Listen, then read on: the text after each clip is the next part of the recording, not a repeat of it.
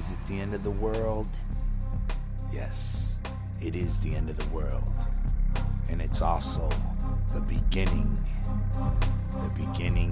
of a brand new, solid, juggalo world for us all to enjoy. What the fuck is up, everybody? How you doing? This is episode 2 of Deck 1 Dealt. Yes, sir. My Deck name- 1 dealt. You're Keezy. I'm Keezy. Yeah. And I'm Carver. Carver, what up? What's up, man? Ready to bust this shit out, man. Let's do it. So we got to talking. We decided, the easiest way to just get this shit popping off is to just start from the beginning. We started at the end. We'll work back up to that. We could have just went backwards, but you know what? We figured we'd start fresh. We wanted to get the Fearless Fred episode out while it was still fresh in everybody's mind. I think it's, people seem to like it so far. They're digging it. Yeah, there was a few reactions, and I went back and watched it. It seemed pretty. It seemed like it flowed pretty nice. Not too shabby for the first episode, Yeah. So this episode, we're gonna, like I said, take it back to the beginning. We're gonna talk about this guy, Carnival of Carnage. Yeah. This is monumental right here. In my eyes. This album came out in 92, according to Spotify. Pull up. Yeah. This was ICP's first album as the Insane Clown Posse. Well, unless you want to talk about Dog Beats, but it still says ICP right on the side of the booklet there. So the original Carnival of Carnage with the bullshit, cheap ass simple font on the back. That's always been something that stood out to me with that shit. Yeah, you got to think. So this one says 93. Was it 92 or 93? I honestly I thought it was 91, but maybe it's. Let's split the difference and call it 92. Okay. Well, Yeah, if that says 93, it must have come out in 93, to be quite honest. Because I think this is the original. Either that or it's a repressing of the original. Because I thought Carnival was 92, then Beverly Hills is 93. Yeah, Beverly Hills is 93. That's And what then it says. Ringmaster is 94. Yeah, it's Beverly Hills. So we're still trying to iron out a couple details. We couldn't decide if we should kind of wind up all the the appropriate sideshow EPs in with the Joker cards, but ultimately I think we're just gonna we're gonna shine the light on each album individually. I think that's kind of the plan as of right now. So I don't know, man. Do you have any memories of Carnival of Carnage in particular, like when you first got it or your first impressions that you recall? How old were you when you first got it? Well, it definitely wasn't the first album that I heard. I don't know. I don't know how early I was hip to Carnival of Carnage. I think I actually got it off of, believe it or not, Nick's little brother, one of my friends, who his little brother was no way, shape, or form into ICP. Somehow he had Carnival of Carnage. Now that I think back, it was like the original one. Billy. Okay. Yeah, that's weird. Brother. So I took it home and threw it in, and I was like, I was shocked at first. I was like, this isn't ICP. What the fuck? This doesn't sound like ICP. So ICP had you heard at that point then? At that point, it was, like I said, it was the Malenko era. Okay. That's all I knew was like, I think everything that was out to that point was Malenko and Riddlebox and Tunnel of Love. Tunnel of Love were the three main ones that I knew of. Those are the first three I got. Yeah. And then I worked backwards. Yeah, same. So after, and I think I did hear this before Ringmaster. Okay. I honestly think Carnival was the last Joker's card I bought, like at the time. Like I had Malenko, then Riddlebox, and then I'm pretty sure I bought Ringmaster. I think I bought Terror Wheel before I even bought Ringmaster, to be honest. But yeah, then the reason I waited so long at the time, I was probably 14 or 15. The reason I waited so long to get Carnival of Carnage at the time personally was because I had heard it. I mean, a buddy of mine had it or something. I had heard it somehow, and it was like okay, but it was not at that time. It wasn't like the shit I look for, it was not. Same with me. I did not think the production and the way they sounded like was my ICP. You know what I mean? Yeah, I got the same feeling. But that said, I mean, Carnival of Carnage is kind of an album that to say it holds up, I guess, is kind of subjective because if you're a juggalo, it holds up. I mean, I think any juggalo would like this album. You know, no matter when you came in. I don't think if anyone says this is their favorite Joker's card, I think they're a liar. To be honest, like, I've never talked to anybody that said Carnival was their favorite. I think I know I've read comments and I've seen people online talk about it as being their favorite. I guess I can see why. Because it is the first, and it's, you know, everybody loves the original of anything for the music. Yeah. A lot of the times it's, you know, oh man, their first album was the best, and da da da. I don't think that's the case, but I can see why people at least love this album a lot. Because I to be honest, I really do. It grew on me over the years, man, and I really do fucking love this album. I throw it in. I don't skip anything. Really? Yeah. Yeah, I agree with you to an extent. I was listening to this album today for the first time in honestly a while. You know, that's not to say I've listened to it my fair share of times, but it's been a while since I listened to it as an album. You know, I would randomly pick out songs like Psychopathic or The Juggalo or something like that. You know, there's some classics I think on there, some Juggalo cult classics, but a lot of the album I don't want to say it's forgettable, but I can say that I can see how somebody would kind of overlook or think they blend in or something, because some of the songs, like, you're just not sure of what, like, the subject matter even fucking is, you know?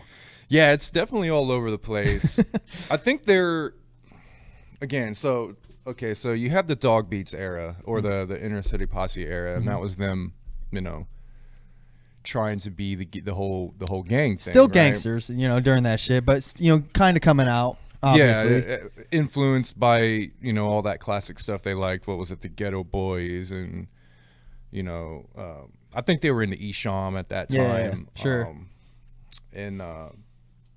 But the Carnival stuff, when that really happened, it seemed like they were still kind of phasing out of that old school, you know, Dog Beats, like gangster mentality. Yeah, and kind of phasing into this new, and it almost seemed like they had so much creativity swirling around their head they couldn't quite grasp it yet. Yeah, sure. I can see that. I ain't worried about it. Drop I dropped my eraser. I ain't worried about damn it. it. But yeah, I agree.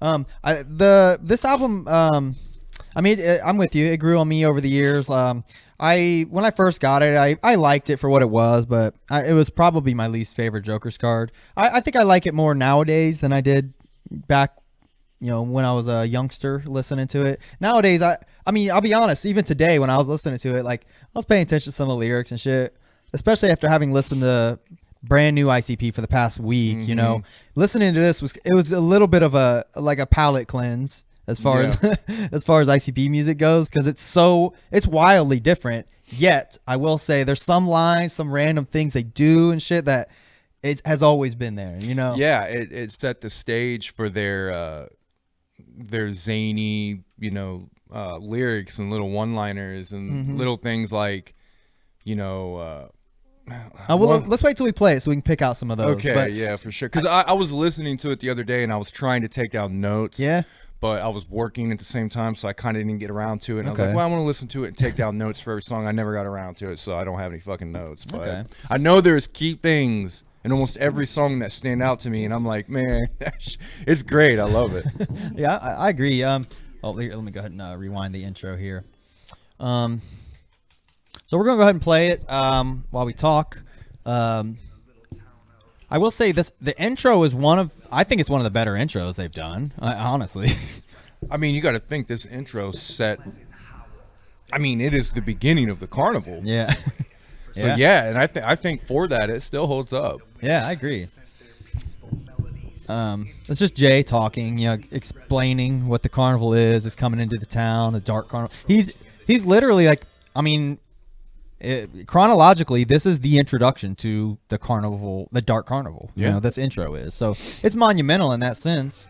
But I think it delivers, and I will say this: for being as old as it is, and kind of where they were musically, and recording and production wise, they didn't have a lot, it sounds like they didn't have a lot, but they used things they like in a clever ways. Sure. In the recording process and making the little sounds and stuff they have, like how, you know what I mean? I just want to know where they were. What was the studio like? What was the equipment they were using? Like where did they get all these ideas and these sounds from? And at this time, I mean, Mikey Clark produced this album, right? Yeah. Okay. I don't know about every track, but a lot of them. So my point is, like, this was our first introduction. As far as I know, I don't know if he did anything on Dog Beats. I doubt it. But Mikey Clark at the time, as far as I know, was already like an established producer, like working with other artists and shit. So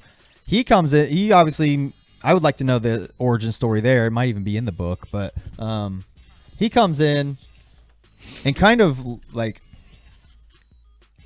I mean, he becomes the unofficial third member of ICP during this album, especially like. He creates the signature sound that we grow to love over the following 20 years, you know. Even something as simple as this track, Carnival of Carnage, the first track, it's literally just...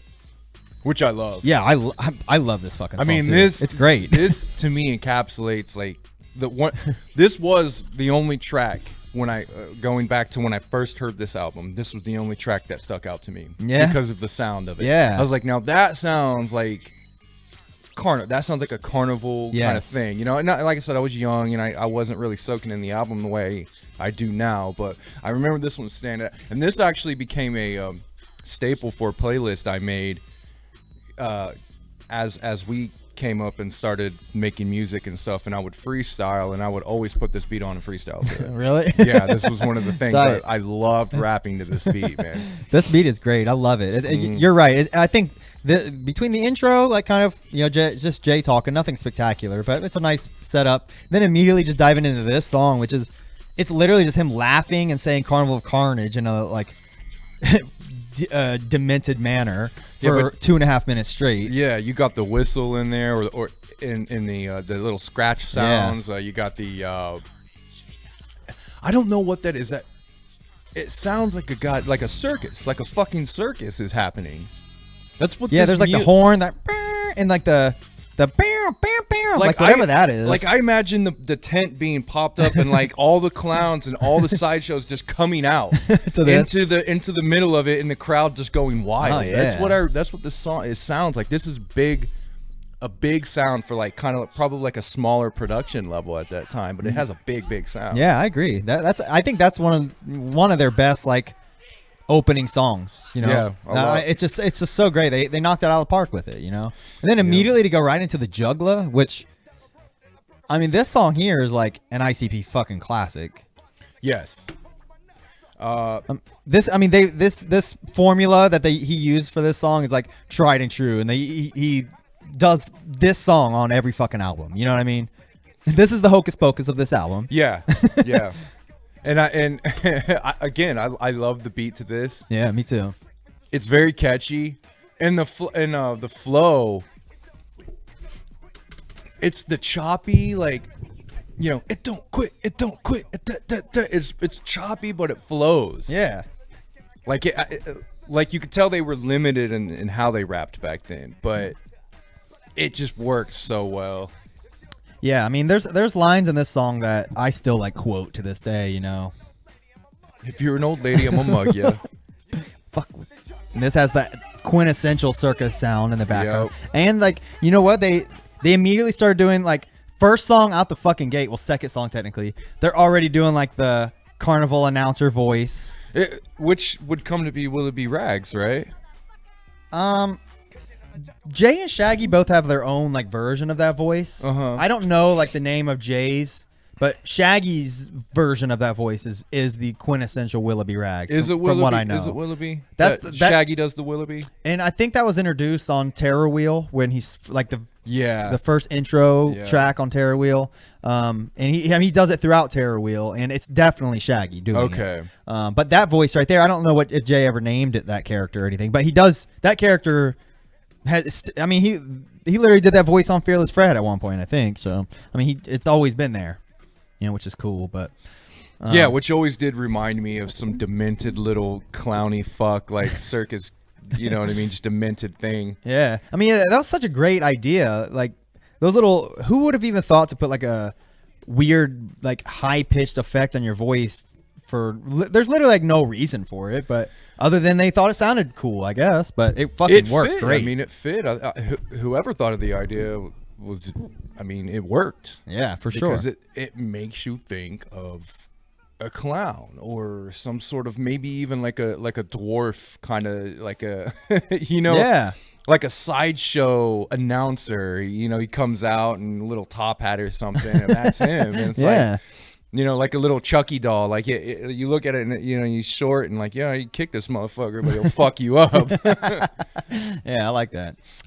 This song in particular, I can't think of anything specific lyrics I need to pick out or talk about, but to me, every fucking lyric sticks out. Klepto psychic. Is that what? Somehow the bitches like it. Somehow the bitches like it. He just said your line that you got in trouble for. Oh yeah. I'll tell the story of that. There you go. Here it is. Oh, that's ain't it. Next. Fuck, there we go. Want it back.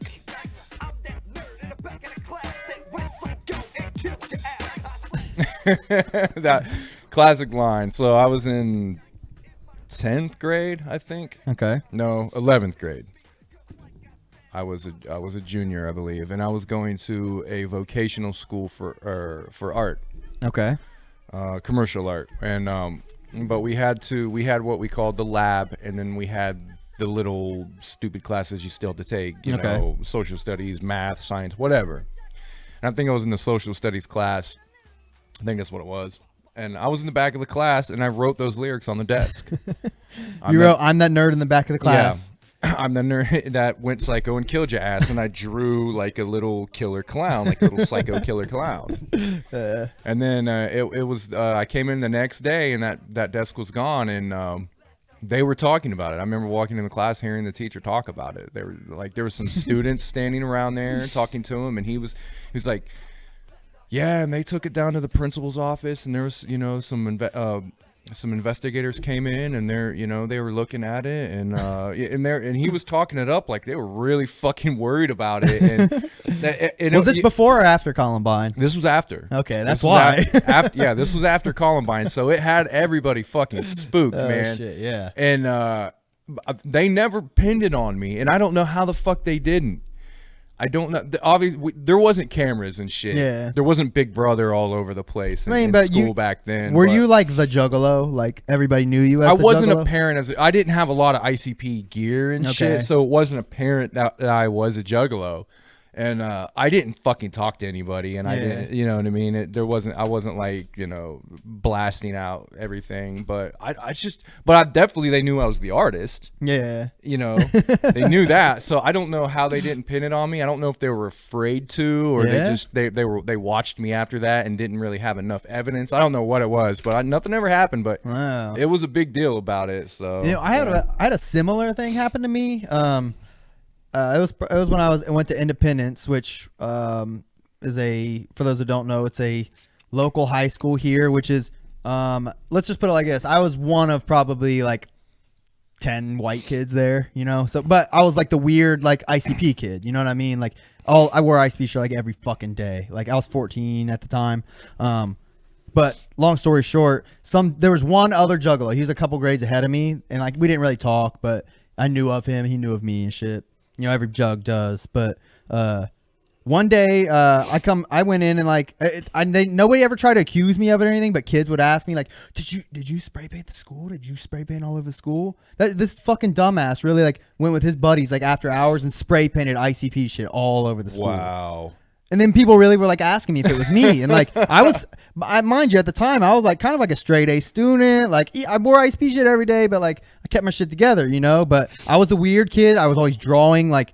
I mean, I have literally some of my art I made that year where like it's all like bloody and crazy shit, but like I always did good. Yeah, you might as well be guilty at that point. I know. How the fuck you even get out of that? I know, man. Like, but thankfully no one ever like really accused me or approached me officially about it. I'm guessing the kid must have come clean or something. I never heard anything else about it, but I know it was like it was going around, But there, like as I say again, there wasn't cameras everywhere back then, so they couldn't pin it on you. Yeah. They couldn't. They probably never caught him either. Yeah, you're right. They probably just needed an admission addiction to guilt, and that never happened. Yeah. You know? I think there's a skit at the end of this track. Hold on.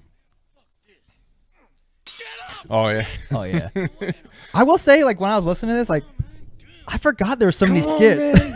and they were done really well. They're all so fucking They good. are. I think I'll go on a limb and say this album, this is some of the best skits they've ever done. Oh man, their skit game early on was great. Yeah. Another funky rhyme. But yeah, that skit's fucking great. I mean, it's pointless. It's just him like waking his bitch up, but like he's like breaking through. Come on, man. I like how he had that.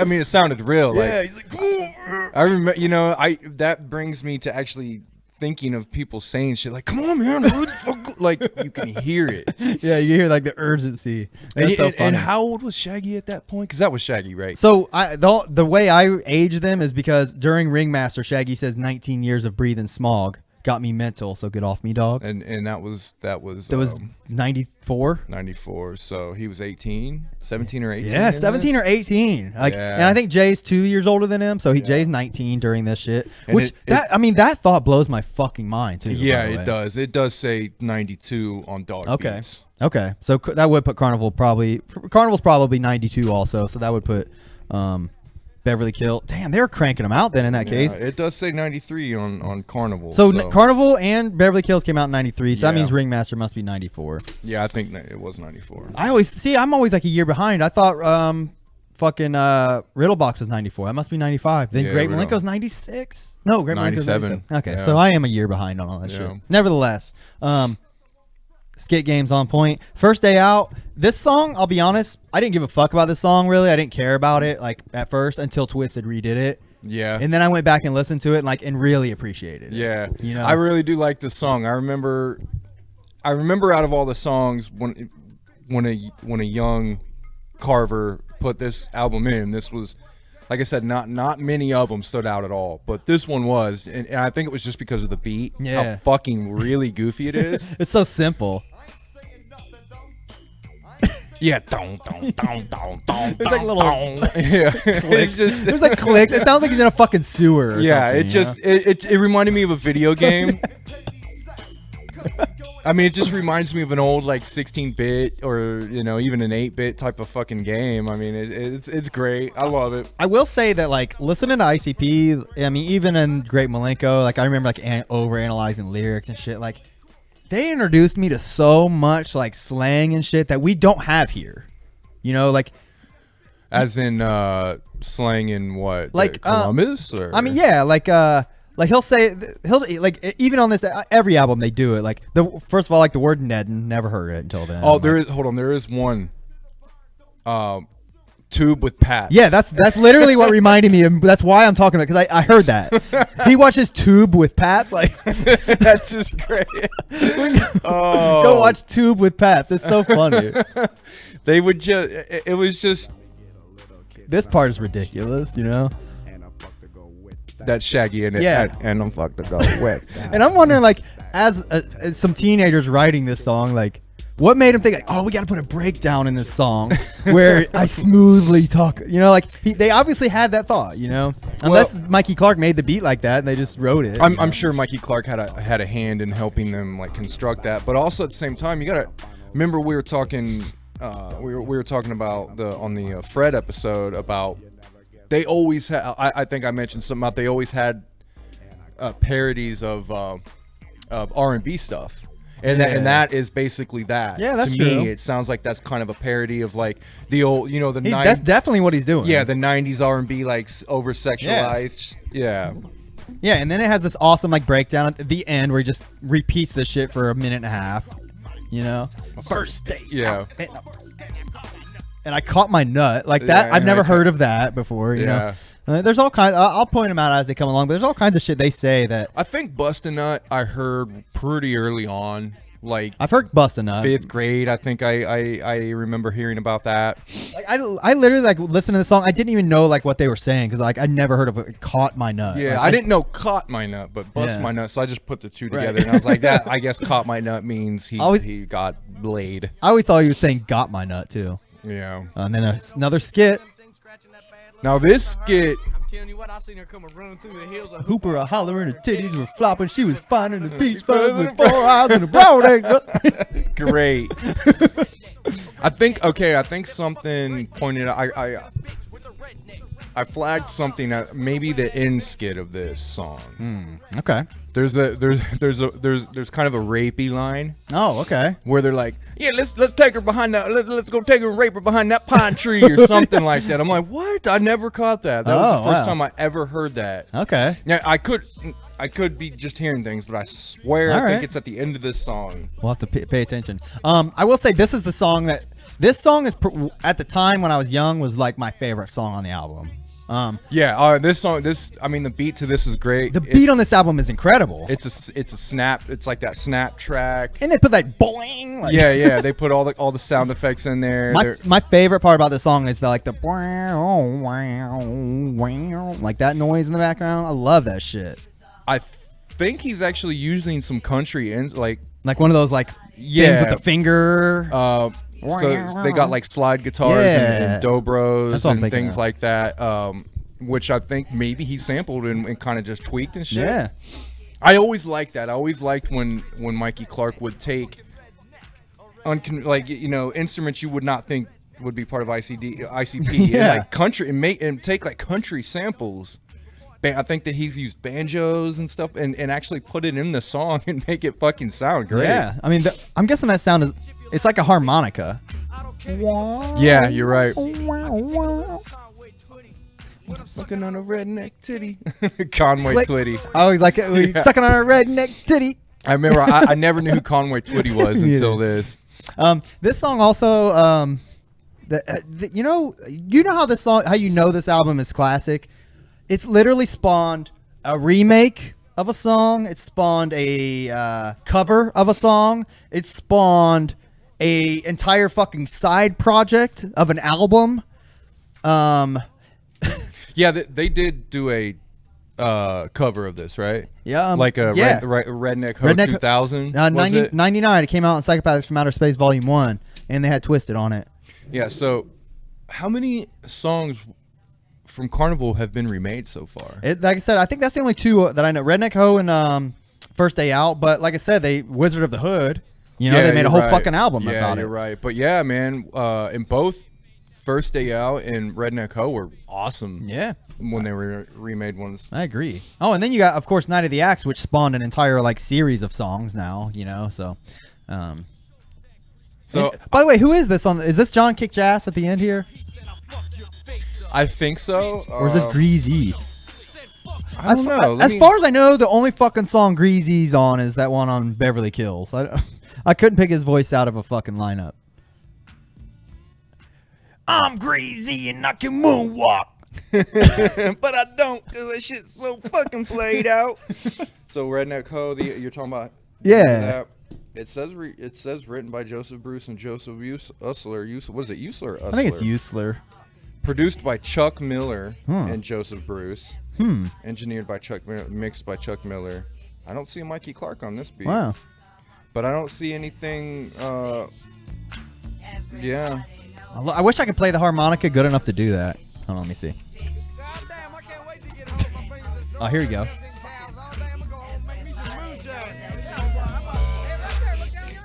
Let's listen for the rapey line.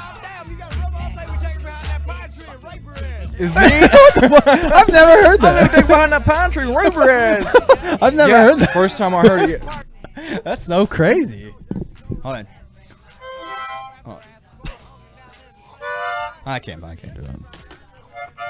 I mean, it's probably is a harmonica. You just have the wrong. Yeah, I can't. You just don't have the key that it's in. One day, that's my goal. I'm gonna learn to play Redneck Ho and the harmonica. All right, this song's the shit though.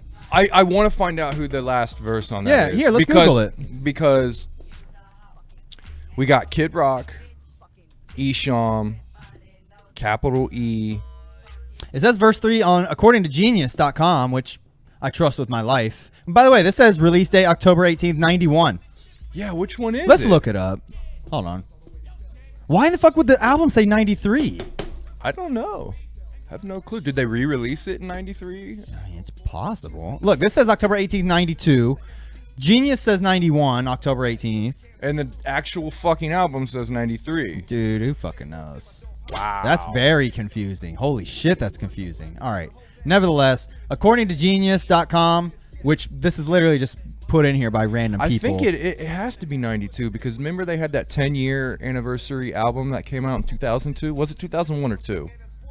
Remember 10 years of Psychopathic or something, and it had gang related on it, and oh yeah, you might be gang related. I think that was 2002. I think that was 2002 because we got it in Peoria at the Gathering. And that was because we got Dark Lotus and the Hatch of History. Yeah, so maybe it is 92, but why the fuck does this say 93? Yeah. This must be a re-release or something. I don't know. I have that album. I mean, if you can hold it down for a second, I can go grab mine and we can compare it real quick. I know exactly where it's at. Oh, you know what? I got it in my book. I got a CD book right here. Hold on. Find it out. Right, I mean, just hold it down for a second. I'll be all right. Yeah, I mean, it'd be interested to find out what date that is. Because I thought it was 92 for the longest. I don't think I ever thought it was 91, but I did think it was in my brain that it was 92 for the longest time. What about in the booklet? Does it say anything different? Because I'm gonna pull out the booklet here. It says 93. The booklet does say 93. All right. Yeah. So there's the actual CD, by the way. By the way, I love that. I love that CD. Yeah, it's tight. I like the design of that a lot. Love that. Here, I'll put it on the main screen here. Yeah, that shit is so tight. All right. Let's see. You know, I don't see anything about a date in the booklet, like just off the top of my head, like reading it. I'll have to go look at the CD cage. Oh, hold on. This says 93 too. So yeah, it's the same thing. and I know this is the original Okay. like I mean original as far as like I bought it in 98. You know what I mean? Yeah, I mean, same thing. This is That's crazy. has to be the original as well. Yeah. Who knows, man? I wish we could. I know they had the re-release and the disc didn't look like that. The re-release, it had like the big face on it. They released Yeah. it like around 2002, I think, actually. Yeah. But it didn't have Black in Your Eyes or Night of the Axe on Yeah, it, which was that's some right. bullshit. Those are great fucking Yeah, songs. because I remember buying that re-release and when those songs didn't come, I was like, what the fuck? Yeah, they did the same shit with Ringmaster. They released the gold-plated one. Yeah. And it didn't have Bugs on My Nugs on it. Yeah. I actually think the first Ringmaster album I got was the re-release. Really? You didn't, Yeah, because they had the different text on the back. They Yeah. actually spiced up the text. Oh, okay. Oh, yeah, I do remember that. Yeah. I remember that. But yeah, I think the re-release Ringmaster looked like this with the riddle box, like, too. Mm-hmm. Anyways. I don't know where my Beverly Hills CD is, man. I'm salty. Oh, well. Anywho. We'll say, let's go with 92.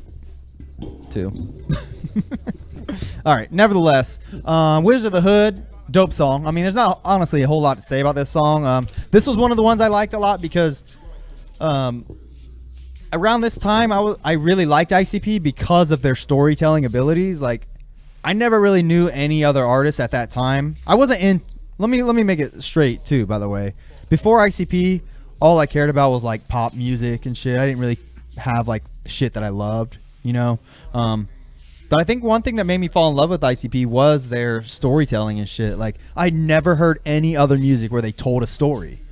Yeah, it was hard to come by If in you- pop music. And if you did, like, I mean, my dad listened to like metal and shit, which they tell stories, but it's all in metaphors, and I couldn't understand it anyways, you know. But Yeah, like the old Metallica yeah, and like things like that. But ICP, like, I mean, with this song as an example, it literally has a beginning, middle, and end. You know, like there's a whole fucking tale in 4 minutes, 5 minutes and 24 seconds specifically with this song. But the point is, like, I love that shit. Like, this song was one of the first day out, I guess, is a story song too. But what are you showing here? Let's go show this picture.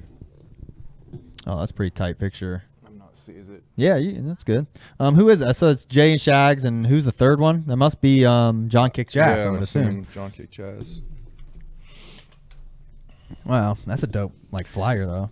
Available this summer, Carnival of Carnage LP. And I think it's unanimous. It came out in October, so that sounds about right for ICP. Promote it for the Yeah. summer, release it in the fall. Yeah. I mean, it might say in here when exactly it came out. I don't know. But Yeah. But yeah, no, what you're talking about, the storytelling aspect of everything. Yes, sir. I mean, which I do think the later, the more they started dropping albums and stuff, the storytelling did get a lot better. Oh yeah, for sure. Discogs says 1992. Also, by the way. Oh, I was gonna mention on this previous track, at the end of Wizard of the Hood. There's probably. Do you have anything to say about Wizard of the Hood? I don't think you made any comments on it. No, it's a great song. It's Yeah. just it's an amazing song. I really do. It sounds old school as fuck, but Yeah. that's what I love about it. I love like how they like switched it up. I mean, like this part right here. Yeah, I mean just the places it takes you, where they, like you said, switch it up where they go. Yeah, and like right here he's rapping and there's like no beat. You know, it's tight. The beat is literally like the steam thing, which is great. I mean, it's just creative, man. Like I said, they had so much creativity back then, and little did they know how much they were really going to achieve. Yeah. I mean, this song is a testament to like what they could do even back then. You know, at 17, 19 years old. You know what I Yeah, it mean? was Like crazy. This song is like pure creativity. It's the best way I could put it.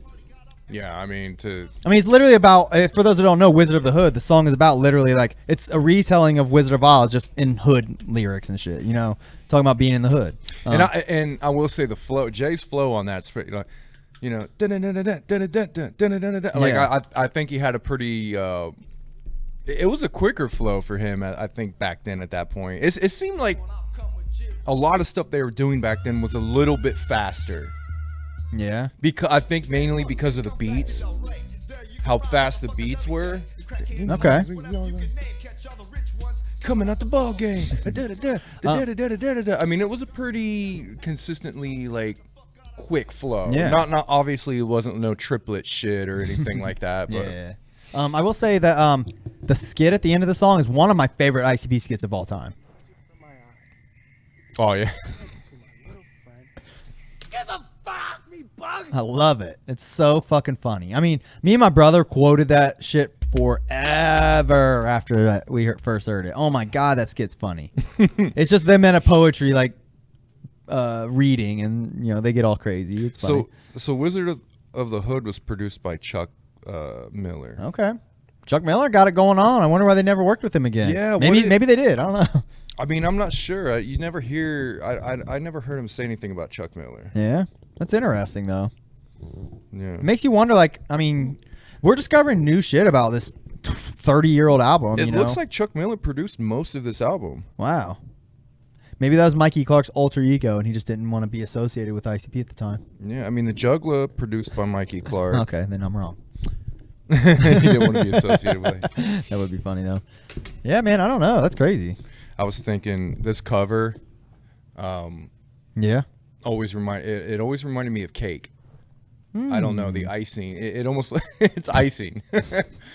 That's funny. It just looks like you could stick your finger in it, and it's some nice sugary, creamy icing. Oh shit! I just realized that I thought I had the chat on. So if you've been chatting, we haven't been responding. Sorry, I'm gonna fix that here. If it'll let me here. Here we go. Nope, no chats. Okay, that's all right. It's all right. I don't hold it against you. Oh, you know.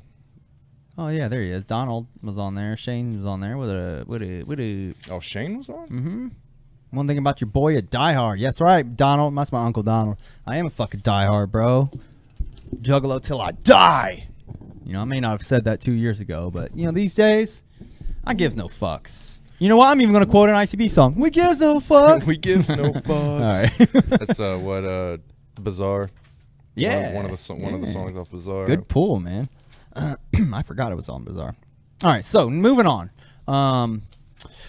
The next song is. Let's see. So by the way, this picture, there's a picture in here with me hold- Isham, I think. Yeah, I think so. Now, Yeah. what do you think about that? You think that spawned the entire gimmick of ICP? Oh, that's a great question. I think it spawned the gimmick of Twisted. Yeah, I don't know. That's a great question because I mean, first of all, it's right there in the fucking ICP book. Yeah, it's Isham cover "Homie Don't Play," which "Homie" Don't Play was a play on "Homie Don't Play That." Yes. Which was the clown from In Living Color. You're right. That's a great pull. Yeah, that's an interesting thing. I'm pretty sure that was Isham's first album too. So I think it's pretty likely that was a huge inspiration for what ICP was doing. Honestly, that's a good point. Well, the next song on the list after Wizard of the Hood would be Guts on the Ceiling, which is an interesting song. This was not one of my favorites, honestly, like going back. This one, I liked this one a lot. Yeah? Yeah. I like the scratching a lot. The scratching's great. I like the bass line. It reminds me of the bugs on my nugs, high-pitched. Oh, yeah. You know, it reminds me of the bugs talking. Yeah. I don't front check. I was just listening to that song the other day. I love that fucking song, man. Yeah. But I think the reason I never really liked this song, and I like it now, by the way, but it's still like kind of I could take it or leave it. I love the chorus, but I'm not really huge on like Jay's like rapping. I think it's just a little too slow for my taste personally. He elongates a lot of his like Yeah. in my head. Like there's another song where he raps like this. It's on Ringmaster called The Dead One. And I never liked that song either. Yeah. But I know you're big on those songs. I do. I always like those weird, creepy. Because to me, those were the creepy songs that ICP had. Yeah. Until like you get into Riddlebox and Malenko and stuff. But like until then, it was like these kind of songs were the ones that really, I don't know, put me in a bizarre, fucked up state of mind. Like as soon as the hook comes in, I'm like, yeah. Yeah. I'm chilling. And so this song, he's literally just talking about getting like blown up. Like in I think parts of him are everywhere. Yeah, and I think this one had some of the most outlandish like names for things. Oh, like, okay. Like come over, Jack. I got slabs all over the place. And he's like is he talking about body parts? Like of himself? Like oh yeah, and rewind is like Okay. I love this. I really love this whole telephone skit. Cool, man. That's for real? All right, man. I'm about to go get them down, and I'll give you a call. All right. Check you out, dog. It's just like, hey man, you're what is it? You're what do you find? You Your missed the first intestines. part, yeah. It's like, hey man, your intestines over here in front of him junction. He's like, oh, for real? Yeah. What's up? Hey, check it out, man. Lexi said he seen your large intestines. You're large intestine. And it's just like a normal phone call like two dudes would be having. And it's like, but it's about large intestines. Yeah. It's just in the middle of the fucking song. For real, man? For real? All right, man. I'm about to go get him down. Hey, man, I'll hit you up, though. All right, bro. Check you later, bro. It's just so ridiculous. Yeah. I mean, if you forgot you're listening to ICP during this song, there you go. You know, that's a reminder. They know how to bring you back to that weird shit. Man, like it's so crazy that they immediately like first album out the fucking gate carved and like perfectly placed themselves in their own niche. You know, it's crazy. And like that little moment right there is one of those moments I'm talking about where like no one else has ever done that. You know? Yeah. It's crazy. It's funny. So page 179 of the book, the night of the carnival's arrival. Oh, okay. So this is probably before Carnival of Carnage, but it's the vision that led to this album, probably. Yeah, I'm thinking they had this was when they released, because a few pages before this, it's all about Dog Beats. Okay. Yeah, Dog Beats is also curious because it only has 4 tracks, which is ridiculous for like an EP. Like that's way too small of an amount. Not to mention like, And that Wizard of the Hood was on this. Wizard of the Hood was on that. Yeah. Not to mention, like, I really like Ghetto Zone, but like, Life at Risk is just an okay, like, not. It's never been one of my favorite songs. It painted a real dreary picture of like what his mind state at that point. Yeah, I guess. I mean, and that when you say it like that, it's interesting because there's always a song where like, it's like it's almost like it's a bookmark on Jay's like psyche at the time. Yeah. You know, and that's one of them. You know, and you know, Guts on the Ceiling you could really look at as kind of a metaphor for that too. Honestly, like he's just I don't know. Maybe I'm stretching, but Well, I think it was a metaphor for like his whole feeling of like what the hood life was doing to him. Okay. You know, he I think he had a big thing. From what I gathered, he had a big thing about death back then. Yeah. Okay.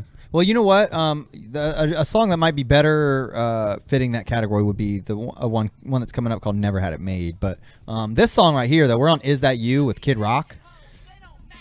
This one always it got me because Kid Rock, man. I just couldn't believe it. Dude, Kid Rock fucking flows on this shit. I've always liked his verses on this. Skinny dipping in the pool, you know what drown hoes. Like I like that. Yeah, shit. and it's just crazy because the voice. Like I was talking earlier. The voice effect. It almost sounds like he is meant to be part of ICP at this point. It's so weird. Yeah, I mean he fits in there great. Honestly, he even his lyrical content is like. I mean, it matches perfectly. Like normally when somebody has like a feature on a song, like they kind of miss the point. You know what I mean? Not fucking Kid Rock in 1992. No, hell no. He was completely bored, man. It was crazy. You know, I played this song for just a quick little bit of trivia. I played this song for Tara right before the show, and I was like, "Look, Kid Rock's on this fucking song." And, like, it blew her fucking mind. She's like, "Kid Rock rap with ICP?" It's like, "Yeah." Yeah, I think a lot of people would probably be shocked to know that, to be honest. Yeah, a lot of people still are. I mean, it seems so weird because I've known it for so long, but I forget. It's like, oh yeah, people don't remember Kid Rock actually. I honestly think this is my introduction to Kid Rock. Like, I'd never heard of him before then. I think by the time I got hip to ICP, I think he had come out with Devil Without a Cause. Yeah. And he's obviously had a couple albums before that, but Devil Without a Cause was the one that put him over the edge, put him on the map. Yeah. And probably Ba with the Ba was popular like around the same time. So that's probably how I even knew of Kid Rock. I don't think I knew of Kid Rock when I didn't know shit about Kid Rock or have even heard him. Yeah. But I heard this. I never paid attention to with Kid Rock. I didn't ever give a fuck who was featured on songs at that age. I didn't give a shit. Sure. I never cared. Kid Rock came out, got popular. I go back and listen to the song, and oh shit, Kid Rock is on this. So yeah, it was crazy, man. Mikey Clark worked with Kid Rock back then. Yeah, doesn't he work with him now? He may. I don't know.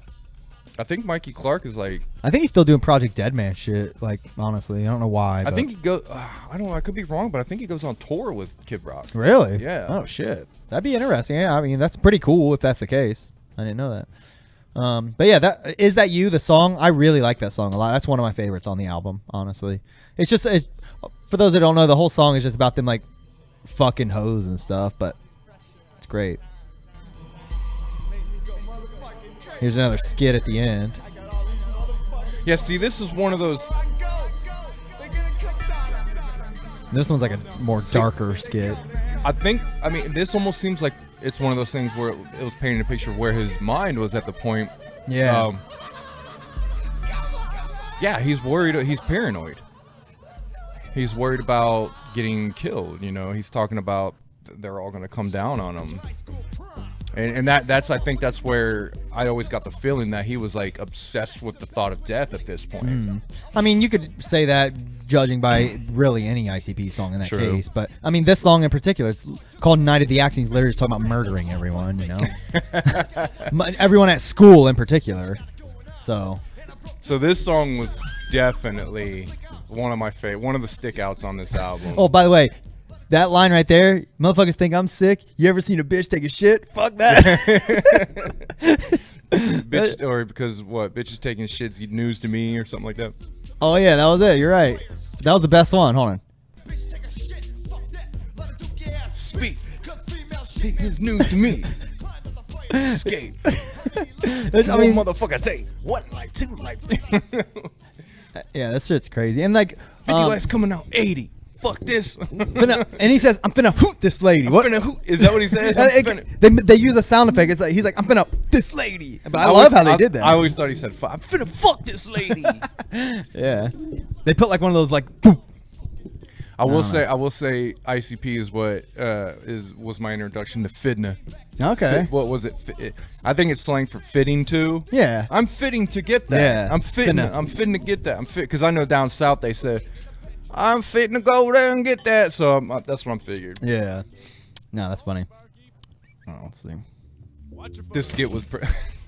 Honey, where's Sparky? By the way, the sound effects and everything is like on point on Oh this shit, yeah. too. Don't worry, little Joey. I'll get the bitch out. Dude, when I hear that, I envision like just like him in a dark closet, and all you see is his smile and his smile in his eyes. Yeah. Just like, don't worry, little Joe. like a cartoonish, Yeah. almost like the old comic style cartoonish Jay. Yeah, like if I were, I feel like if I were to try to like recreate that line, like it would not sound near as sinister or believable. You know? No, yeah, and and like you said, the sound effects. I don't know, man. The sound effects were amazing. Oh, and I like how he keeps going. Just don't look in the trunk. Just don't look in the trunk. Yeah. Like that's just tight, man. Like no one was doing shit like this back then. I know I keep saying it, but like I don't know of like I can't think of any other artist that literally has a skit in the middle of their song that continues the song. You know what I mean? Like, and then he just keeps rapping. And then they did shit like this literally on Fearless Fred also. So they've literally been doing this shit for 30 years. Oh yeah, they know how to do this. This is one of the staples, which I think is what a lot of people. I think this is the type of shit people when people say, "Oh, this ain't the old wicked shit." This is one of the songs that come to mind. Yeah, definitely. This and the next one. Slippin'. Hero. Yeah, the way he raps on this song is pretty basic, but he's like so passionate. You can Yeah. tell. Oh yeah. Got me. Broke my neck and shot me. Like he's like beat her down and beat her up. You slut. I'll see if I had a skit at the end. What is it? I went up a fire. Went up a fire escape. Or I How many climbed, lives?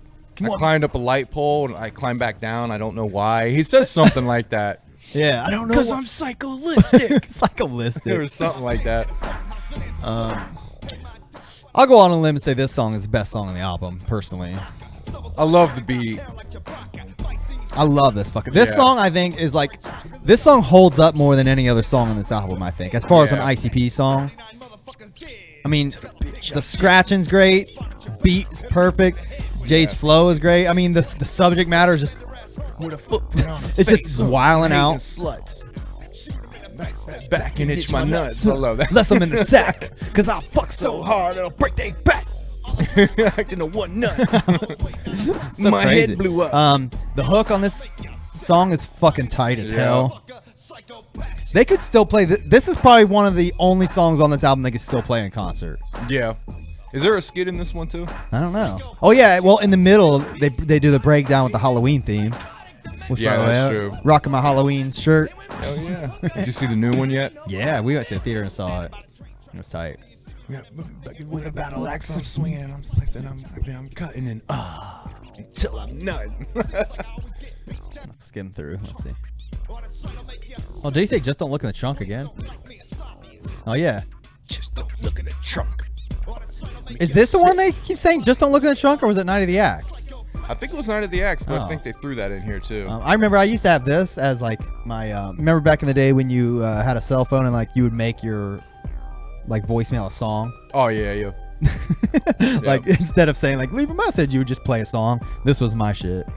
Is this the one where the Shaggy's driving? Yeah, I think so. It's like, man, fuck you, man. Pop, pop, Yeah. man, fuck you. Here it is. Slice of Faygo. You farted, man. I should sock you, man. You farted. I still say that to this day. When people fart, I go, you farted, man. I should sock you. That's so funny. Fuck. Hey, yo, man. Hey.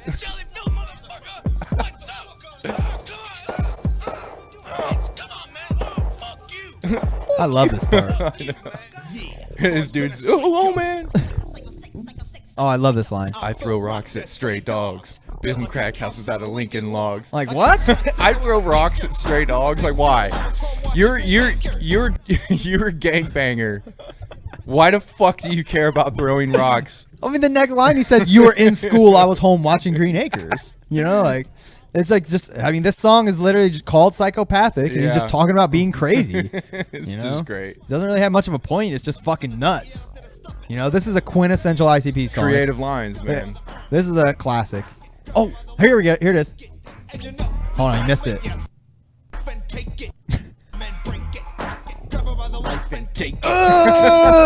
Grab her by the life and take it. So, that's so tight. so Black in Your Eyes, the entire song is like that line. Yeah, You know what I mean?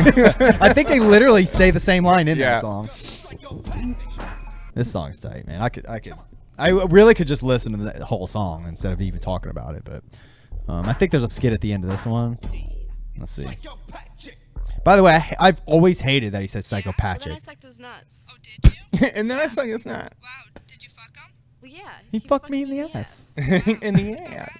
Fuck him. What he doesn't know won't hurt him. I wonder who they got to do this. I know. Hey, you dumb fucking bitch! Does it say in the book? Fuck Tommy!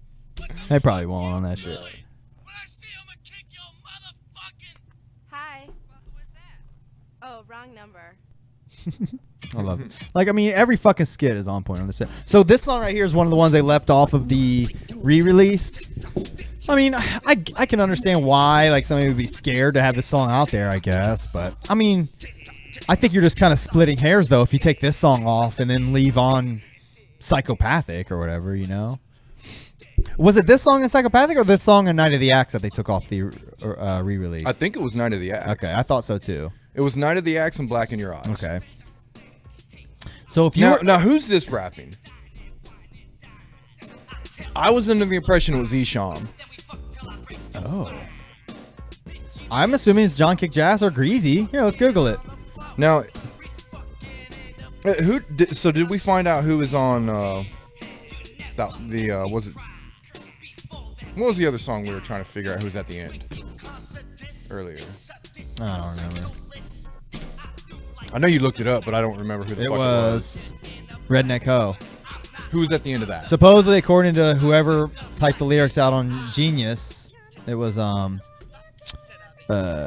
Kick Jazz. But look, here's Okay. something that's interesting on Genius. It says Black in Your Eyes was produced by Esham, so yeah, maybe yeah, it is. it says that in here. Okay. Yeah, I knew it was produced by Esham. Yeah, that's interesting. I didn't know that either. Yeah, this one doesn't actually say who it is. Because hold on. Black in Your Eyes. No, it doesn't say. Taste is the one that says with Esham. Yeah, but I thought it was him on this one too. Maybe not. Hit that shit. Anytime Shaggy does that crazy voice, I love it. Filled your head with lead, 'cause I want you dead. The beat was. This is another beat that reminded me of a Nintendo game. Yeah. Doom, doom, doom, Um, doom, doom. Yeah, this song was never one of my favorites, but it grew on me. It's okay. I mean, Yeah. I don't dislike it, but it's not one of my favorites. It's so awkward listening Nasty, to with other people that aren't juggalos though. Yeah, it's weird because I literally was telling Tara, like, giving her trivia earlier. I was like, oh yeah, this song came on. I was like, yeah, they actually took this song off the re-release because it was must have been too dark or something. I was like, I mean, it's not that bad. It's a song about, like, you know, beating your girl. Well, never mind. I guess it is pretty bad. That's all I was like. Okay, sorry. So those re-releases, they re-released them when they were signed under one of those record labels. Was it Jive or Island? Well, they were only. I think it was Island that they re-released all those on. They were only on Island for like a week. You know, when they released Great Milenko. Oh no, Really? I'm sorry. You're right. I apologize. That was when they were on. Island was what the re-release of Great Milenko was on, like the second coming of Yeah. it, the good one, because the Disney version, what was the Disney production distributor? Hollywood. Hollywood, yeah. So the Hollywood Milenko got pulled. got pulled, and then they came out with Island. So you might be right. Yeah, Island must have. So I think when they signed to Island, they went back and re-released all the previous Joker's cards, and that's when they pulled the songs off that. Yeah, and that's when they released probably the version of Riddlebox Oh no, maybe it was before the version of Riddle Box that came out before the original one that had the head PE tracks at the end. Yeah, I think that was I think that was way before Island. That was Jive. Riddlebox was Jive. Wasn't Yeah, it? you're right. Which, by the way, that's so weird. I've never heard of any other artist in the world having that done to them. Like one of their albums, another artist just has songs at the end. Yeah, that is weird. Is that something? What was the story that Head P were on there and they just wanted to promote him or something? I'm guessing. Or they were signed to Jive as well. I don't know. We'll get into that with the Riddlebox. Yeah. But yeah, this song, I don't have much else to say, but it's okay. It's fine. I mean, if you like all the other songs of this album, you might like this one. I don't know. Yeah, I like it. It's I love that. like I will say this. I don't know if I've said this, but I don't skip a damn song. I love all these songs. None of these songs are like I dislike them enough to skip, but they're songs I could take or leave it. Like this song, honestly, Never Had It Made Here is probably one of my least favorite songs on the album. Really, I love this song. It's definitely not the best mastered Yeah. or mixed out of all of them. But I like it when they change it up. Yeah. Like Actually, I like this. Now that I'm listening, I take it back. Now that I'm listening to it, I forgot like this little like change up. This part is pretty tight. And he goes off at the end. He's just talking about I never had it made. He starts going off. Like I really love that part. So this song's just about him like having bad luck his entire life. This part of the beat is I love this shit. Love the bass line. Yeah, that is tight as fuck. Oh yeah. This actually, I take it back. This song actually is tight. I like this song more than Black in Your Eyes. Yeah, this is one of my favorite songs on here. Trucking, but now being trucking, strictly for the soft. Here, I'm gonna skip through. This part you're talking about? This song's still got 2 minutes left. It's 3 Yeah, minutes. this is one of the longest songs. Yep. It's almost 6 fucking minutes. I'm a hack it. Well, man, that was where I got hit by a train. Yeah. Not a minor cough. That's so tight. I know. You heard at me. Sense. I think it fence. Hit me. All my lungs with me. Stuffing him back in. Go back in. Stuffing them back in. Fuck, they won't go back in.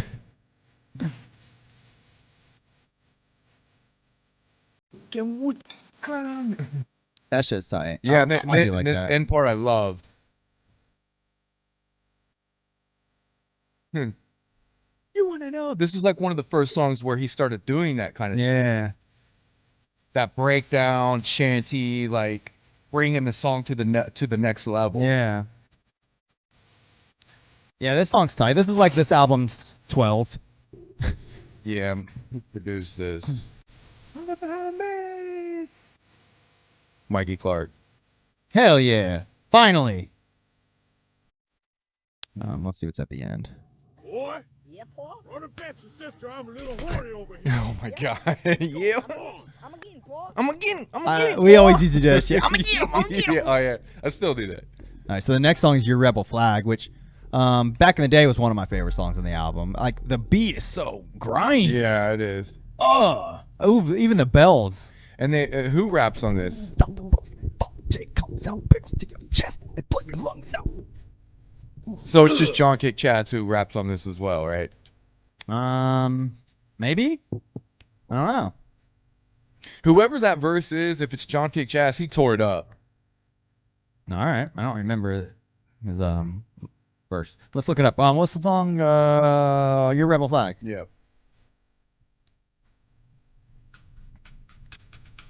Let's try this. City's broke. Verse 1, Violent J. Verse 2, John Kick Jazz. According Yeah. to Genius again. Yeah. Yeah, his verse on that is fucking awesome. I think I like it better than Jay's. Really? Yeah. Fuck your Rebel Flag. This song actually, I made a best of ICP playlist. It has like 60 or 70 songs on it, and I was just playing it the other day in the car, like By the way, you might think I'm a bad parent. I don't know, but I play ICP in the car. I don't play like the sexual, really like sexual shit, like when the kids are around. But that's what I mean. I I played would around think the you're a kids. bad parent if you didn't play ICP for your kids. Well, thank you for making me feel better. My point is, this song came on and like it was playing for a minute, and like my kids fucking hate ICP. They all like bitch at me. Really? Oh Yeah. my goodness. But like my youngest Kennedy, she likes sometimes just to go against the grain and just to like be on my side. She kind of like agree with me. Yeah. She was telling me, she's like, turn that song back on. I like the beatings. She's I talking like the beating. yeah, she kept I like the beating. She was talking about like the boom, boom, boom. Like she actually genuinely thought it was cool. Like, oh, what? You don't like the beatings of the people that are in the song? Yeah. So yeah. And your rebel flag. Oh yeah, I like that line. What's he say? Spit on your rebel rag. Spit on your rebel rag. The goober. Yeah. Oh yeah, Shaggy's verse was hillbilly, hillbilly, hillbilly. Oh, never mind. Is that on his verse? No. Oh, that was on John Kick Jazz's verse. Yeah. Yeah, this song's cool though. I mean, it sounds fucking good. I mean, this is another, I think, quintessential ICP song. Cut your like, pipe and drink a little moonshine. yeah, it I mean, is. every like they've always had an underlying, thing about bigots and rednecks and shit, and like this song like kicked it off. I mean, they obviously mentioned it in several other songs. It's like, as far as that topic. Yeah. This is my favorite song they've done with that topic. Really? Yeah. um, Maybe what is it? The about chicken hunting, bro. I mean, obviously, the chicken hunting is. But what Mr. Johnson's head is probably. Okay. I would kind of put it in there, right? Because he hung a rebel flag. Yeah. That's why. Yeah, that's true. Yeah, we'll get in that ring. Yeah, like they've always had like a hatred for bigots and rednecks and shit. I mean, literally, like there's 2 songs on this album literally about killing rednecks and shit, or one's about fucking redneck hoes, I guess. But I was just looking in the book earlier, and I totally forgot there's a part where he's talking about he lived in North Carolina or South Carolina. yeah, And he was talking about people everywhere, people hanging the rebel flag. So I'm wondering if that's where he picked up all that hatred it has to be. from, and probably not to mention there's definitely those type of people who live in the North as well. Oh I mean, yeah. where we got that where we live, I mean, you gotta think he was down there like late 70s, early 80s, probably around that time, and shit was different back then, obviously. yeah. So, and obviously down there you'd still have racists now, yeah, but it still goes on. the fact of the matter is, I'm sure he lived in like kind of a poorer area, and that's just kind of comes with the territory, So, but the point I'm trying to make is, I'm glad like he never obviously fell into that trap and actively always fought against it. That's fucking tight. And I love that. I mean, hate ICP all you want. They literally have a song called "Black in Your Eyes" about beating your girl, but for what it's worth, that song's about beating her for cheating. Most part, they keep finding her cheating and they beat the shit out of her, right? Yeah. But that's okay. right. But they've always had like an underlying like positive message, whether or not you want to admit it or care about it or not. It was a lot harder to find during this time. Yeah. Like in the early days, it was so hard to find that positive message. But your rebel flag, I mean, I think is a good example of it. Yeah. I mean, you could play your rebel flag for like, a black dude who's never listened to ICP, and he'd probably like have a little bit of respect for him. Like, all right, Yeah. I can see that. It was funny. There's a video on YouTube, and I don't know if it's the first performance they ever did or just a very early performance, but I believe it was the Carnival of Carnage era. Okay. And it's actually a really cool fucking video. Yeah. You get to see him in a light that you don't get to see a lot, because for a long time, I never saw this video on YouTube. I think it just got posted a few years ago. Okay. Someone dug it out or something. I wish more people would do that. Yeah, but it's very, very old. Carnival of Carnage live performance, and it is awesome, dude. You see Jay Live 1992. Yeah, it's this one. Like, you see, Jay is on another level back then, man. His energy is fucking insane. There it is. Obviously, it's a very low quality recording and stuff like that, but I could just imagine being there and feeling that energy coming off of him. Yeah, I mean, like, especially back. This is 1992. This dude comes out wearing black face paint with black face paint with a white smile or whatever, and literally rolling around on the fucking stage while he raps and shit. You know? Yeah. And I think this is just the fucking intro. I'm man. gonna pause this real quick so I can hear it. Hold on, let's see. Oh yeah, he's literally just rolling around during the intro. I just like that whole that was such a 90s dance with the legs coming up and shit. There he is. Yeah. Now eventually the other two come out, which I'm assuming is Shags and It sounds like they're John. literally just playing the album though. He's rapping to it. You can hear him. Yeah. With a footprint on a face. Some of it. Look, he's not rapping right now. He's literally just dancing around. This might not even be Jay. I don't know. There he goes, rapping. Yeah. All right, he is rapping. During Fast forward a little bit. All right. I want to see the other. There they Okay, are. so they all come out. Yeah. Now, you'll see he'll jump up on that little pedestal, or he either does that. I think there may be another video where there's a pedestal in the middle of the stage, and they'll take turns jumping up on that pedestal and like doing weird dances Huh. and shit. And they actually, I think they do some choreographed stuff as well. Yeah. But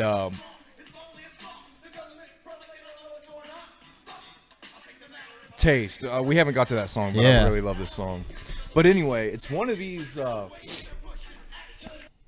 think. Look how many people's in the audience. This is crazy, man. Yeah, look at him. Look at him. Holy shit. Jumping down and jumping back up. It's just. Yeah. God damn, this shit is so fucking tight. I know, man. It's low quality, but I really sat and watched this entire thing and was Wow. really fucking into it. I mean, this is incredible. I've never. I know you told me about this shit a few months ago, but I never did watch it. This is super tight. So I mean, this- I could spend the rest of the show just watching. So this is fast forward to the end when they're getting off the stage. I want you to hear what this guy says after they get off the stage. Okay. I'm not sure how long it takes, but hold on. I know this is dead air, but All right, it's all right. 30 seconds left in the video. Let's see. You can actually hear what the guy says to him? yes. I don't want to say it. I want you to hear it. Hold on, wait. Hold on, Did you wait. hear that? Hold on, wait.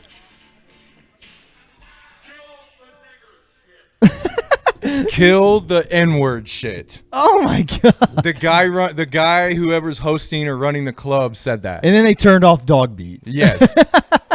Oh my god, that's crazy. So right there, that's in Detroit. Holy I'm shit. assuming that's in Detroit. And that's probably somebody who lives in Detroit and is Yeah. from there.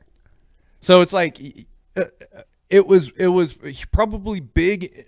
It was probably a big, huge part of his life. Oh yeah, Because I know we were talking about the whole his hatred for racism. I guarantee you that one line probably affected him. No, that's a great point. Not to mention, growing up in the hood, like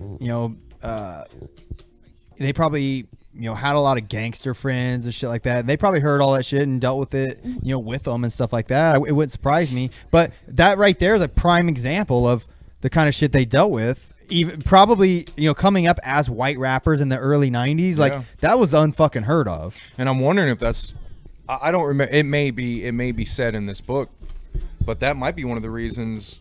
I'd have to go back and check for sure. Might be one of the reasons why they started wearing masks and face paint is because of the fact that they were white. I remember him explicitly saying that's Yeah. why they started doing it. Honestly, that's a great point. I forgot about that. Man, that's a tight ass video though. It just and there's a couple more too. There's one from the Ringmaster era, Tight.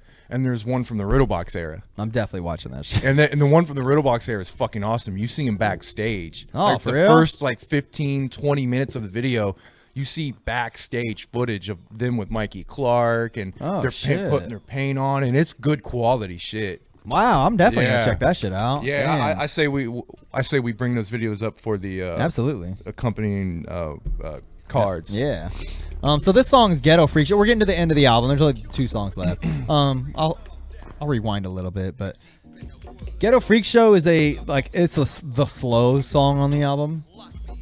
I like it. I like the beat. This is the one I think I was confusing this with Never Had It Made. This song is probably my least favorite.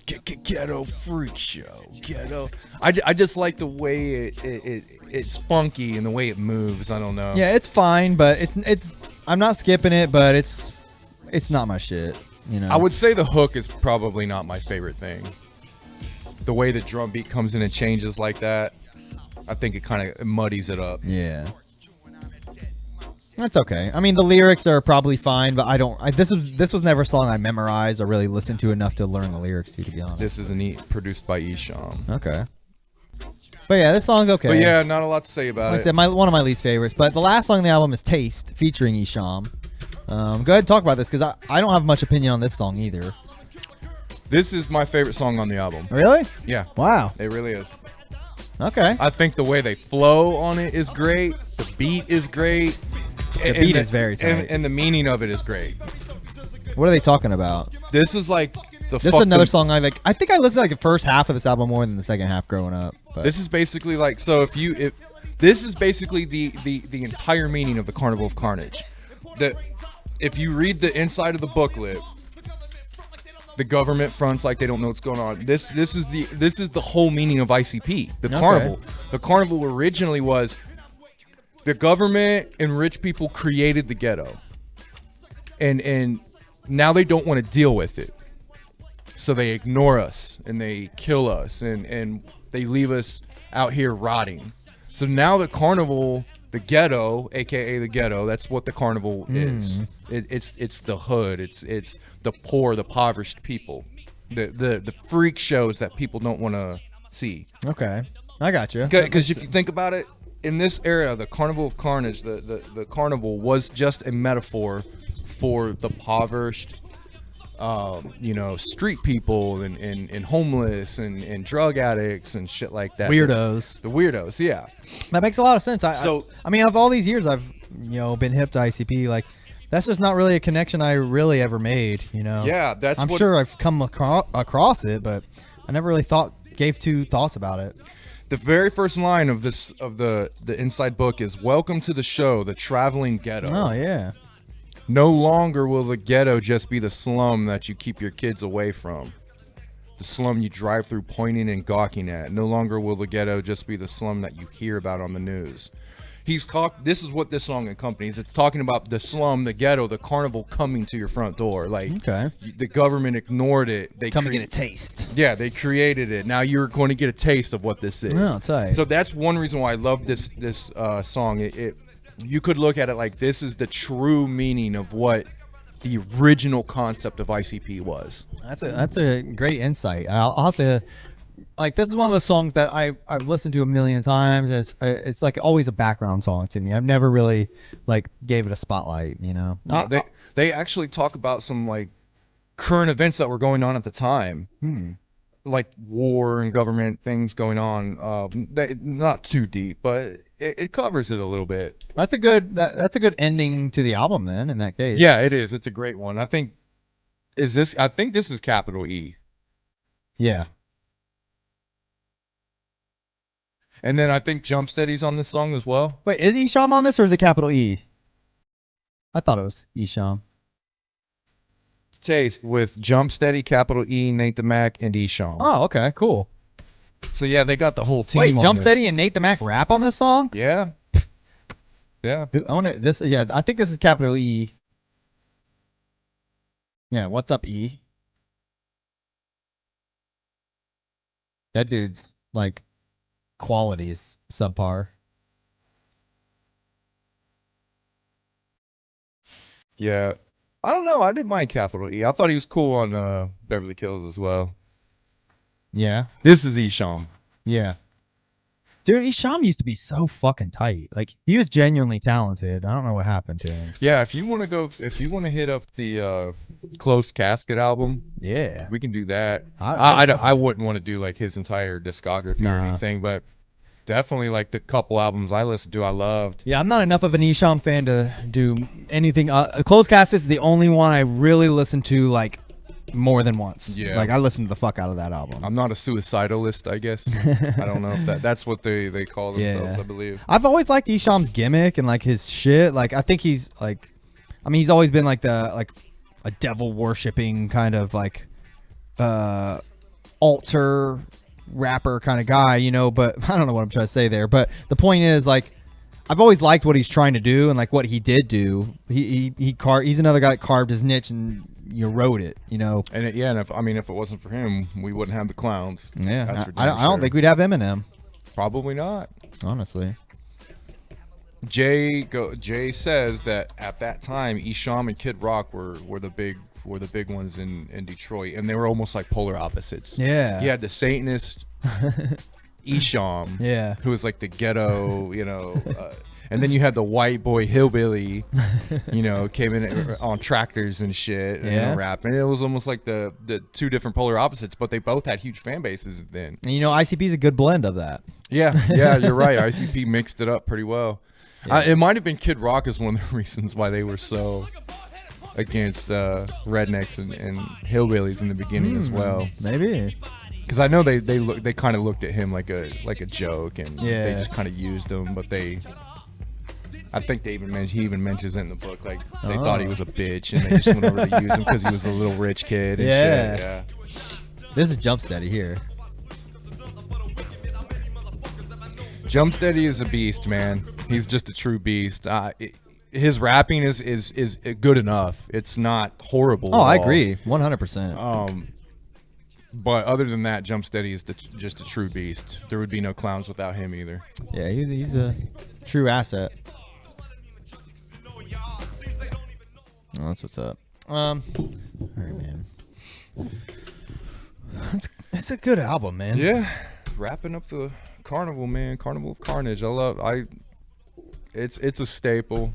It could be one. I don't know because it's so hard to pick my favorite card as Yeah. far as like the image itself. Yeah. That could be my favorite one, man. Like the look of it. Yeah. Yeah. I absolutely love that the image. I love the color. Yeah, me too. I love the big chain, says ICP. The whole I think it is ICP. This is just I just love it. I don't know. Yeah, that the image is like very unique, you know. Like the neon looking, the pink. Yeah. And then it was always my favorite blacklight poster. Yeah. It was always maybe Riddlebox as well. The two of them together in like a blacklight situation is awesome. That is an awesome picture. But I always loved, that was my favorite shirt, man. I had just this literally on a shirt, just a card. Oh yeah, the black one with that color scheme. Yeah, on it. I fucking loved it. I remember you man. wearing the fuck out of that shirt. I love that shirt. It's got to be my favorite one. I don't know. I go back and forth between. Like I said, I can't pick them, but it's definitely one of my favorite ones. I will die staring at that image and getting happy when I look at it. Hell yeah. As far as the album goes, where do you think it stands as far as like being one of your favorites, or, you know, where would it fall? And at least for the first deck. I don't know, man. It's so hard. It's so hard to put it up there. I'm gonna say it's a staple that you had that I loved listening to, and I do throw it in. I get the urge to put in Carnival of Carnage. Yeah, sure. I want to hear the goofy sounds. I want to hear the over the top, just random fucking lyrics. I need the fix, you know, like, Yeah. oh man, I need some Carnival. But as far as like my favorite, I'm not gonna say it's my favorite, but it's one of those that like for some reason I've never played out. Okay. I think I've played all of them out. Yeah. But for some reason this one has never been played out, and I've listened to it almost just as much. Really? But it just never gets played out. For me personally, I agree with you there. I've never played it out either, because, I mean, if I were to guess a number, I've listened to the Great Malenko, you know, a few hundred times. I've legitimately probably only listened to this album like 50. You know what I mean? Like it hasn't been quite. It's been a lot, but not quite as much as some of the other ones. You've probably heard some of the songs on here hundreds Oh of times. yeah. As far as the first deck goes, I'd say Carnival, and this isn't a slight, but I'd say it's my least favorite of the original 7 Joker's cards. Let's just say 7 because let's keep it real. It is, but So you're saying Hell's Pit's one of them? yeah, I will say I like this better than Hell's Pit. really. We'll get to that when we get down that road, but Yeah, I'm probably going to say all of them are better than Hell's Pit. I like this more than I like Carnival of Carnage more than like anything on the new deck. Even better than Fred? I mean, just as because it's at a classic status, and like it for that reason, it kind of won't get old. It has this like permanent shine to it. For that reason, I'd have to say yes. I do. I will always like it more than Fred. But musically, I think I think I would rather on a given day listen to Fred.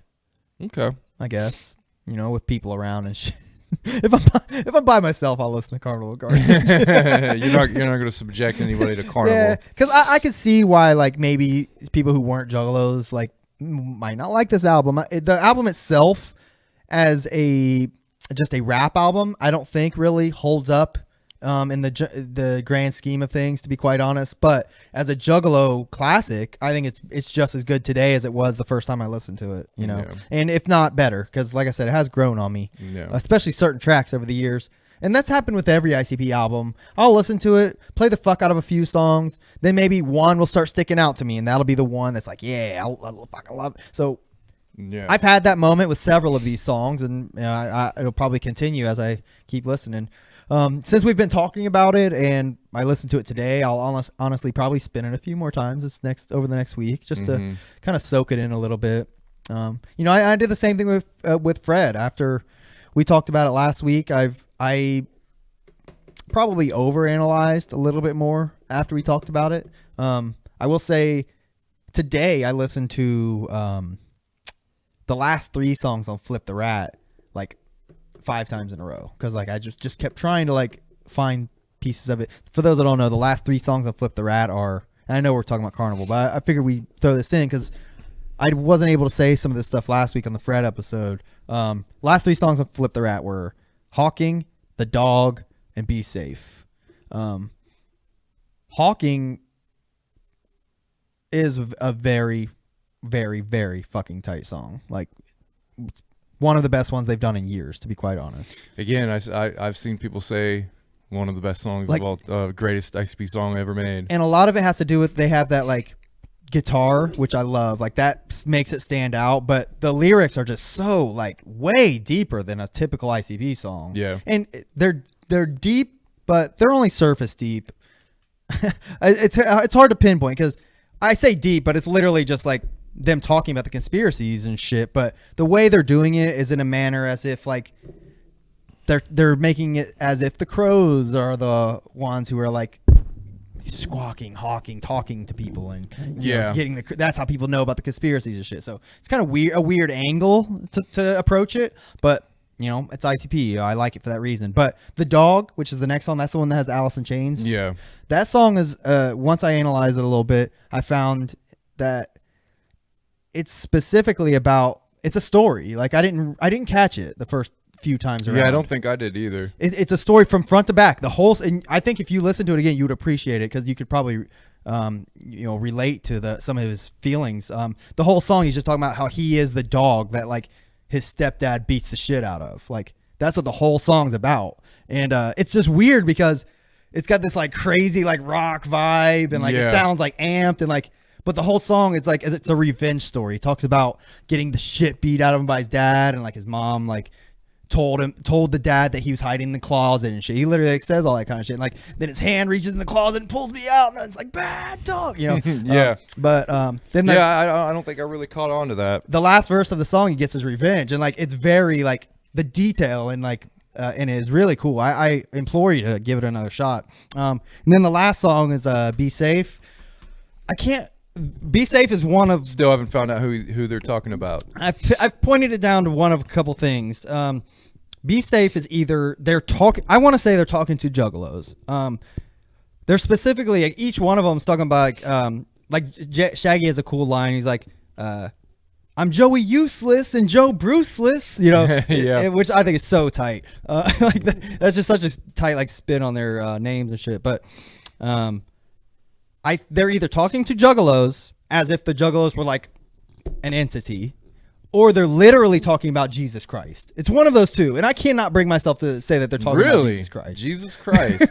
It's one of those two. I don't think I heard. I gotta go back and listen to him. I haven't listened to Fred since we did the thing, but yeah, I don't know. I'll go back and listen to it. There's a few lyrics in particular where I'm like, are they really fucking talking about Jesus in this song? God damn it. I really hope not, but is that something that upsets you? I mean, it doesn't upset me. It's just kind of annoying. Like, keep your fucking Jesus out of my ICP. tell you what, you know? don't hear none of that shit in this. Fuck no, dude. You don't hear. I don't think they mention one word about any type of God, religion, or anything. I'm all for like positive shit, and I'm all for like ICP doing the God thing. You know, it's fine, whatever. But like when you're like kind of backhandedly like tricking us into listening to like a Jesus song, like I'm not cool with that. That annoys me, honestly. But for that reason, I like to think that they're talking to the Juggalos in that song. I truly believe that that's what it really is about. That's what I got from it. Yeah. You know, I haven't listened to it 5 times in a row. Yeah, he's just talking to like that whole song. Both their verses are just talking to like their friend, like, you know, without you I'd be nothing. So like I'm so glad you're here. That's like the whole point of the song. Like, thank you. So they literally could be like interpreted as a religious thing. But yeah, and that's my thing. If they're talking to Jesus, why would they say be safe? Yeah, that's kind of what tipped me over the edge. Like, because the hook is watch your step, take a deep breath. You don't. What's he say? He's like, I can't explain what you mean to me. Be safe. So I don't know. They could be doing it in a roundabout, like metaphorical way, but I like to think that they're talking to the Juggalos because, number one, there's no other song on there where they're really like talking to the Juggalos. You know, freedom's close. But yeah, that's what I got from it. It seems like a Juggalo song. Well, I don't think they would. From what I've seen from him, if he's talking about God or Jesus, he just kind of says it. Yeah, pretty blatant. Yeah. All right. Well, I don't know, man. ICP, they've surprised me before, so Yeah. I don't know, but check it out, man. Especially those last 3 songs. I think those are probably the most interesting songs on Flip the Rat. For sure. They're my favorite from what I've heard of them. I mean, I haven't listened to it enough to like for that to change. Yeah. Maybe it will if I keep listening. Yeah. But I don't know. From what I've listened to the album, which has been only like 5 or 6 times over the course of like 4 or 5 days. Yeah. Yeah, they're definitely my favorite, and I plan on listening to it more. I just wanted to get the damn physical copies, and I haven't got them yet. Yeah. Head up to Magnolia, bro. Yeah. Call him up first. I called him first. Did you? Mm-hmm. Yeah. All right, man. We'll wrap it up. All right. Any last words on Carnival of Carnage, though? Anything else you needed to make sure you got out there? No, man. This album really gives me the Carnival feel. It gives me the true ICP kind of gritty ghetto feel, man. I love it. It's nostalgic. Yeah, it definitely gives me a nostalgic rush. Yeah. Just listening to it today. I listened to it like 3/4 of the way before the show. Like, I really like. I turned it on. Like, I kept finding myself like grooving and like really enjoying it. You know, like just kind of passively. You know? Like the energy.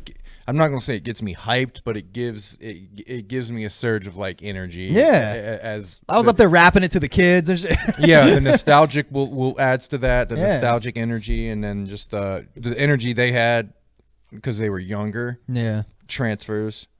So yeah, man, it's a solid album. I mean, any ICP fan, I think would like it. If I've yet to meet an ICP fan who says they don't like Carnival, I'll put it like that. Yeah, me neither. You know, it's a solid album through and through as far as ICP goes. So, it's crazy that they kind of, as far as their first real album goes, like I say that's as good as it possibly could have fucking been. Absolutely. I think it is too, and I actually think it's better than what they had at that time. Yeah, the resources they had at that time. I'm sure this turned out to be better than what it was expected. I guess. I want to know like more behind the scenes, like mindsets when they wrote some of the songs, mindsets when they did some of the skits, or who came up with some of the random ad libs, and like the blah, like like I want to know that kind of shit. Like that's the kind of shit. Like if Jay was here right now, I'd be picking his brain about. You know how when you're young in your teens and you just make stupid sound effects? Because I know we all did. I did when I was a kid. Yeah. We made stupid things. They just figured out how to transfer that into their music. Yeah. And they went with it. Most people when they're childish and acting stupid, when it's time to do music, they cut that out. Yeah. And they go a different way and try to act too hard or too adult. You know what I mean? They They said no. leaned into it. Exactly. Yeah. And that was one of the why ICP people grew to love them so much. But yeah, man, nothing else much to say about it. It's a great fucking album. I love it. Well, ICP, thank you for dealing us this card. Thank you. That is, I guess that's the end, man. We're, for a couple old school juggalos, definitely not there for this in the beginning. Not that old school, but not too long after, and we got in it, soon enough to still pull this out and listen to it when it was still in the realm of this, not too far away. Isn't it crazy to think that by the time we got into it, they'd only been. I mean, that album was only like 5 years old. Yeah, I know. It is crazy. And it seemed old back then. Yeah, and I mean 5 years was old. 5 years was a long time when you're fucking 16, 17 years old. I mean, the difference in production between that and like Malenko is like off the fucking charts. Yeah. Cuz you hear them grow as rappers and artists, and then you also hear Mikey Clark. Yeah. Production and he just kept fucking knocking it out of the park too. Just get so good, yeah. But we'll make it there. We'll, we're gonna do every card, every relative album they did in those eras. Yes. We'll do as well. So look out for we'll be doing a Ringmaster episode. Probably next, I would assume. We haven't officially talked about it, but that's next. Well, either that or Beverly Kills, right? Okay, yeah, I could. I mean, Beverly Kills honestly is one of my favorite. Me too. EPs without a doubt. Yeah. I'd say Tunnel of Love is probably a little bit higher, but I mean, I've listened to Beverly Kills 10 times more than Carnival of Carnage. I know probably almost every single lyric on Beverly Kills. Like, yeah, I'm probably close. It's so fucking memorable. It's just, but anyway. But yeah, I'd be down to do that too, man. Honestly, I could talk about it. I didn't think I could squeeze a couple hours out of Carnival, but we managed to do it thanks to you, man. Well, man, we did it. Another one down. Another one in back. Slide it back in the deck, man. Slide back in the deck. Listen, we're gonna shuffle on out of here. Yeah. Well, we're dealt from deck one back in the shuffle. Sliding back into the shuffle, man. Let's do it. All right, thanks for watching. Check us out on YouTube. Subscribe, click the bell. I mean, we're gonna keep cranking these out. So if you guys are wanting to ride along with us, stay tuned. We're gonna try to get this shit streaming on YouTube next week. Couldn't do it today, but stay tuned. If you like it, if you like what you've seen, share it, comment, let us know. We want to get some more interaction and shit here, so we'll take suggestions, and we want to have folks sharing their memories and stories with us during these shows. So we want to make it a fun event. That's the goal. So. Absolutely. All right, man. Thanks. Yep. Peace out, guys. Have a good one.